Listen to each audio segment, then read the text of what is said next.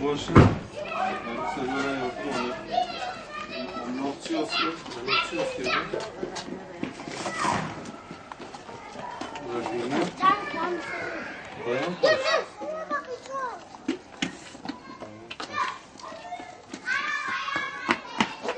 Nowy model też się upomni.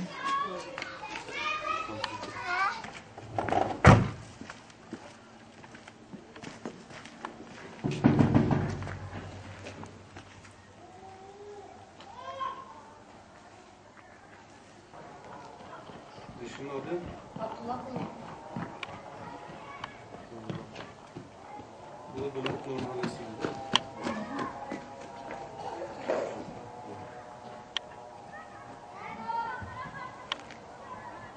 İmza koyacağım. Cemil Kırmızı. Sen de bana kadar çok aramış.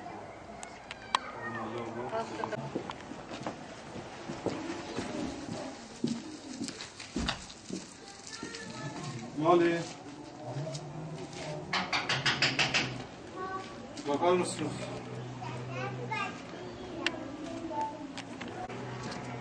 Başka kimse yok mu? Kim var evde? Annen adı? Tamam var. Hani Umut Dere'den yardım bakmıştı ya. Ne verecek onu? Danışman baksın.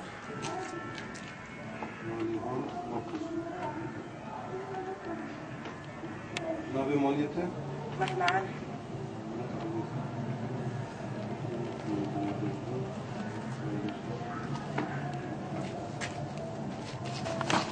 Tabii Umut Derneği telefonu.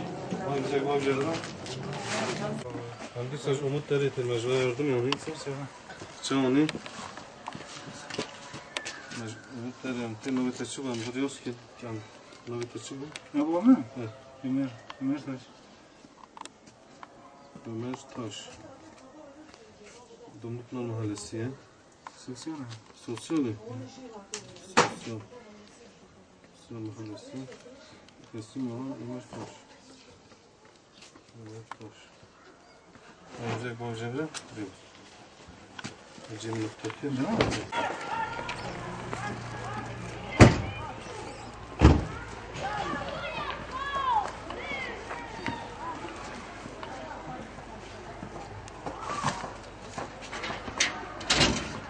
Merhaba. Nasılsınız? İyisiniz? Yok vallahi bir şey abi.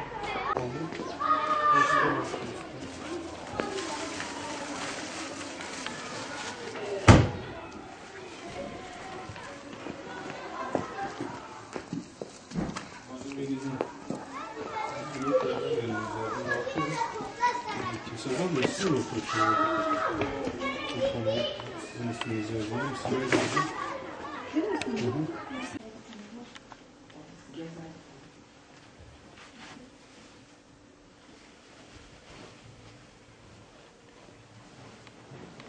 Umut Dere olarak daha önce tespit ettiğimiz birinci derecede mağdur olan aileleri ziyarette bulunduk. Gıda yardımında bulunduk. Bu aileler genellikle mevsimlik işçi olduklarından dolayı kışın çalışmamaktadır. Bu tür ailelere biz Umut Dere olarak yardımımızı devam edeceğiz inşallah. Gittiğimiz bu aileler içinde özellikle Aslan ailesi bir evde 9 kişi yaşamaktadır. Çok kötü olduğunu gördük. Bu aile bizi gördüğünde çok duygulandı. Biz üye ve gönüllerimiz şu ana kadar bize yardımda bulunan üye ve gönüllerimize teşekkürlerde bulunuyoruz. Şu an elimizde 400 mevcut aile bulunmaktadır. Bu ailelere tabii bizim maddi sıkıntı olduğundan dolayı biz bunlara yetersiz kalıyoruz. Bütün varlıklı ailelere sesleniyoruz. Bize yardımda bulunsunlar. İnşallah bu ailelere sürekli yardımda bulunacağız. Hepsinden Allah razı olsun. Teşekkürlerimizi sunuyoruz.